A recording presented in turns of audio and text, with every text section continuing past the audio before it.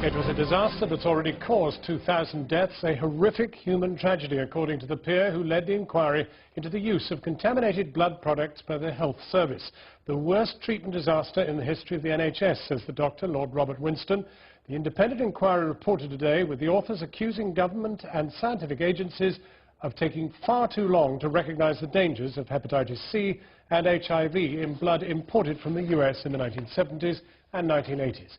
Our political correspondent Victoria MacDonald reports. They had waited so long for this inquiry into blood contamination. The haemophiliacs infected with hepatitis C, HIV or both, and the families of those who have already died. It was, according to Lord Archer of Sandwell, a horrific human tragedy. A full public inquiry into this issue should have been held much earlier to address the concerns of the haemophilia community.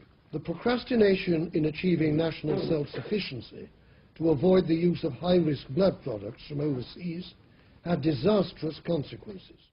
He said it was pointless saying who is to blame, though it was hard not to look for culprits.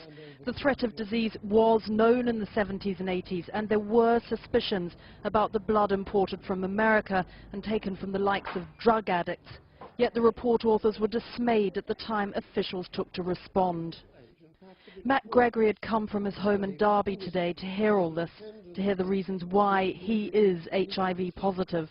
We knew that there were problems, but we were always led to believe that they were unavoidable or just, accidental and nothing could have been done about them. But with the Freedom of Information Act, we got so many documents which led us to believe that people had misled us horribly. An apology would be nice, but who's to apologise? There's so many people involved, from the pharmaceutical companies all the way down the line. An apology would almost be meaningless now. The numbers affected are stark. Of the 7,000 haemophiliacs in the UK, more than 4,500 have been infected with hepatitis C, more than 1,200 were also infected with HIV, and nearly 2,000 have died. And now there's the spectre of variant CJD. Last week it was announced a post-mortem had indeed found the disease in the spleen of one haemophiliac, though it wasn't what killed him. What has caused so much anger and such a sense of betrayal is the refusal of successive governments to hold their own inquiry into the contamination of the blood.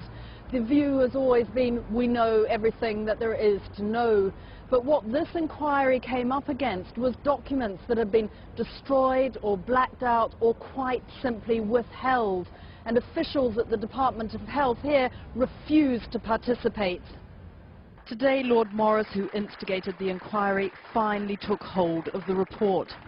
It pointed out, of course, that people who were terminally ill crossed the country to give evidence here at Westminster to this independent public inquiry.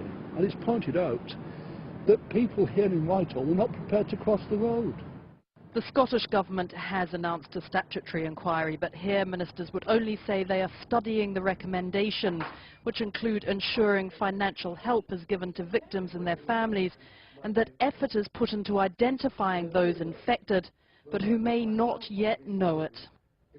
Victoria MacDonald